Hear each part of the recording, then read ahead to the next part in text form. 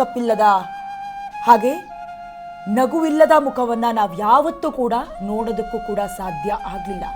ಎಷ್ಟೇ ನೋವಿದ್ರೂ ಕೂಡ ಆ ನೋವನ್ನ ತಾನೇ ತಿಂದ ಹಿರಿಯ ಜೀವ, ಬೇರೆಯವರಿಗೂ ಮಾದರಿ, ಘನತೆಯಿಂದ ಬದುಕೋದನ್ನ, ಗಾಂಭೀರ್ಯದಿಂದ ತನ್ನ ತನವನ್ನ ಕೊನೆಯವರೆಗೂ ಉಳಿಸಿಕೊಂಡ ಲಕ್ಷಣ ಮುಖವನ್ನ, ಆ ನಗುವನ್ನ ಮರೆಯೋದಕ್ಕೆ ಸಾಧ್ಯನೇ ಇಲ್ಲ. ಇನ್ನು ಕಲೆಗೆ ಬೆಲೆ ಕೊಡುವ ಅವರ ಸ್ವಭಾವವೂ ಕೂಡ ಕೊನೆಯವರೆಗೂ ಕೂಡ ನಮ್ಮ ಮನಸ್ಸಿನಲ್ಲಿ ಉಳ್ಕೊಂಡ್ಬಿಡತ್ತೆ. ಒಬ್ರು ಲೆಜೆಂಡರಿ ಆಕ್ಟರಸ್ ಅನ್ನ ನಾವು ನೋಡಿದೀವಿ, ಅವರ ಜೊತೆ ನಾವು ಕೂಡ ಭಾಗಿಯಾಗಿದ್ವಿ ಅನ್ನುವಂತಹ ಆ ಒಂದು ನೆನಪು ಚಿರಶಾಶ್ವತವಾಗಿರುತ್ತೆ. ದೃಶ್ಯಾವಳಿಗಳಲ್ಲಿ ಗಮನಿಸ್ತಾ ಇದ್ದೀರಾ, ಅವರ ಬಂಧು ಮಿತ್ರರು, ಸಿನಿ ವರ್ಗದ ಕಲಾವಿದರು ಸೇರಿದಂತೆ ಆಪ್ತರು, ಹಾಗೆ ರಾಕ್ಲೈನ್ ವೆಂಕಟೇಶ್ ಅವರನ್ನ ಕೂಡ ನೋಡ್ತಾ ಇದ್ದೀರಾ. ನಿರ್ಮಾಪಕರು ಸುಂದರ್ ರಾಜ್ ಅವರು ಕೂಡ ಭಾಗಿಯಾಗಿದ್ದಾರೆ. ಜಯಮಾಲಾ ಅವರು ಕೂಡ ಆ ಸ್ಥಳದಲ್ಲೇ ಭಾಗಿಯಾಗಿದ್ರು. ಅವರ ಸೊಸೆಯವರು ಕೂಡ ಕಂಬನಿಯನ್ನ ಮಿಡಿತ ಹಳೆಯ ದಿನಗಳನ್ನ ಸ್ಮರಣೆ ಮಾಡ್ಕೊಳ್ತಾ ಇದ್ರು. ಎಂಥವರ ಕಲ್ಲು ಹೃದಯಗಳ ಕಣ್ಣಲ್ಲೂ ಕೂಡ ನೀರು ಮೂಡುವಂತಹ ಸಮಯ ಇದು. ಪಲ್ಲಕ್ಕಿಯ ಮೆರವಣಿಗೆಯ ಮೂಲಕ ಇನ್ನೇನು ಅಂತಿಮ ಸಂಸ್ಕಾರಕ್ಕೆ ಸಜ್ಜಾಗ್ತಾ ಇದೆ.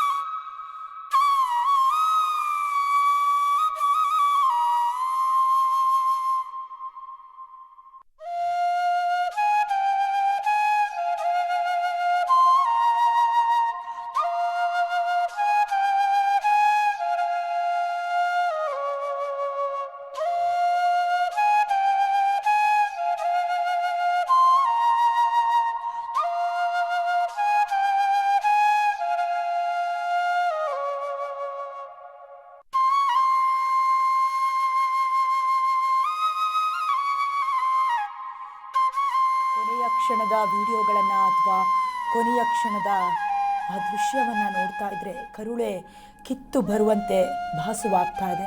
ಕುಟುಂಬಸ್ಥರಿಗೆ ಆ ದೇವರು ಆ ನೋವನ್ನು, ಆ ದುಃಖವನ್ನು ತಡ್ಕೊಳ್ಳುವಂಥ ಶಕ್ತಿ ಕೊಡಲಿ. ಕೆಲವೇ ಹೊತ್ತಲ್ಲಿ ಹೂವಿನ ಪಲ್ಲಕ್ಕಿಯ ಮೂಲಕ ಮೃತದೇಹ ಅಥವಾ ಪಾರ್ಥಿವ ಶರೀರವನ್ನು ಕೆಳಗಿಳಿಸಿ ಇನ್ನೇನು ಶಾಸ್ತ್ರೋಕ್ತವಾಗಿ ಒಕ್ಕಲಿಗ ಸಂಪ್ರದಾಯದಂತೆ ಮಣ್ಣಲ್ಲಿ ಮಣ್ಣು ಮಾಡಿ ಪಂಚಭೂತಗಳಲ್ಲಿ ಒಂದಾಗ್ತಾರೆ. ಇನ್ನು ಕೊನೆಯ ಕ್ಷಣದ ಆ ನೇರ ಪ್ರಸಾರವನ್ನು ಕೂಡ ಕರ್ನಾಟಕ ನ್ಯೂಸ್ ಬೀಟ್ನವರು ನಾನ್ ಸ್ಟಾಪ್ ಕವರೇಜನ್ನು ಮಾಡ್ತಾ ಇದ್ದಾರೆ. ಕುಟುಂಬಸ್ಥರು ಕೂಡ ಅಲ್ಲಿ ಭಾಗಿಯಾಗಿ ಕಂಬನಿ ಮಿಡಿತಾ ಇದ್ದಾರೆ. ಹೆಚ್ಚಿನ ಸಂಖ್ಯೆಯಲ್ಲಿ, ಅಪಾರ ಸಂಖ್ಯೆಯಲ್ಲಿ ಅಲ್ಲಿ ಅಭಿಮಾನಿ ವರ್ಗದವರು, ಸ್ಥಳೀಯರು, ಗ್ರಾಮಸ್ಥರೇ ಇರುವುದು. ದಶವಾರದಿಂದ ನೇರ ಪ್ರಸಾರವನ್ನು Karnataka news beat non stop coverage ಅನ್ನ ಮಾಡ್ತಾ ಇದೆ. ಮಲ್ಲೇಶ್ವರಂ ನಿವಾಸದಿಂದ ಕೊನೆಯ ಕ್ಷಣದ ನೇರ ಪ್ರಸಾರವನ್ನ ನೀವು ಗಮನಿಸ್ತಾ ಇದ್ದೀರಾ. ಒಕ್ಕಲಿಗ ಸಂಪ್ರದಾಯದಂತೆ ನೆರವೇರ್ತಾ ಇದೆ ವಿಧಿ ವಿಧಾನ ಶಾಸ್ತ್ರಗಳು ಎಲ್ಲ. ಇನ್ನು ಸರ್ಕಾರಿ ಗೌರವಗಳೊಂದಿಗೂ ಕೂಡ ಬೀಳ್ಕೊಡುಗೆಯನ್ನ ಕೊಡಲಾಗಿತ್ತು. ಇನ್ನು ಕೆಲ ಹೊತ್ತಲ್ಲೇ ಮಣ್ಣಲ್ಲಿ ಮಣ್ಣಾಗಿ ಹೋಗ್ತಾರೆ. ನಟಿ ಸರೋಜಾದೇವಿಗೆ ಅಂತಿಮ ವಿದಾಯವನ್ನ ಸಲ್ಲಿಸ್ತಾ ಇದ್ದಾರೆ.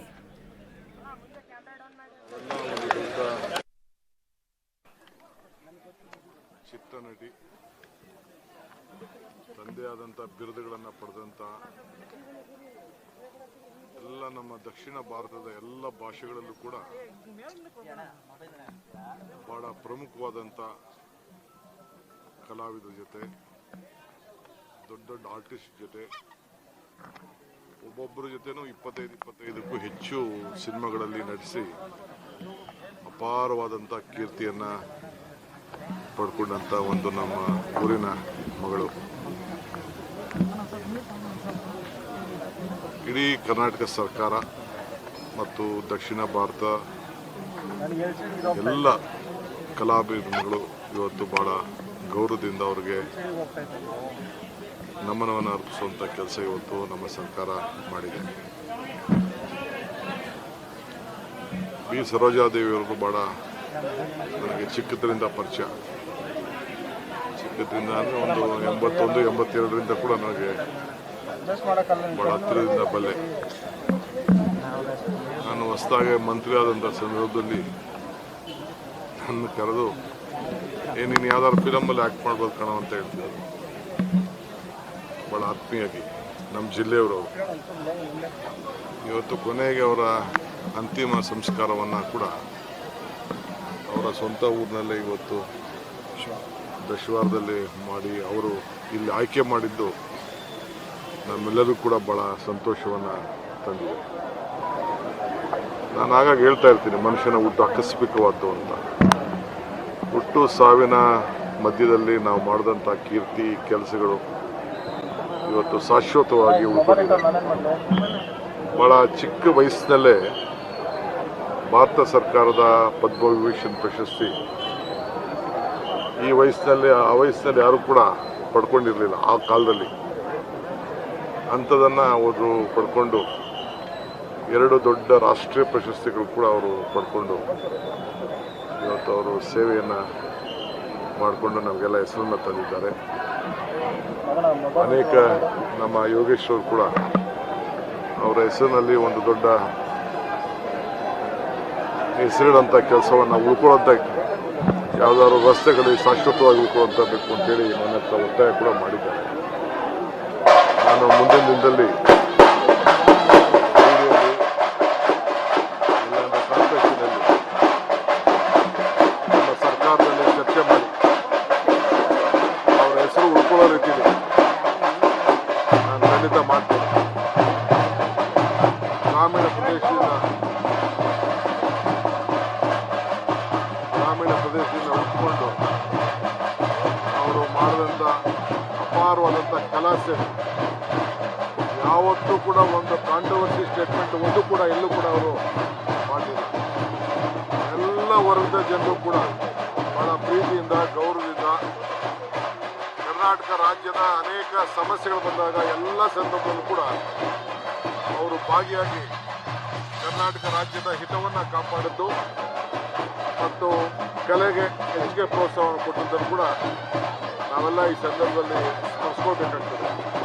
ಅವರ ದೊಡ್ಡ ಭಾಳ ಅಭಿಮಾನಿ ಬಳಗ ಕೂಡ ಇವತ್ತು ನಿಮ್ಮ ಕಣ್ಣುಗಳು ನಿಮ್ಮ ಕ್ಯಾಮ್ರಾಗಳೇ ಇವತ್ತು ಸಾಕ್ಷಿಯಾಗಿದೆ.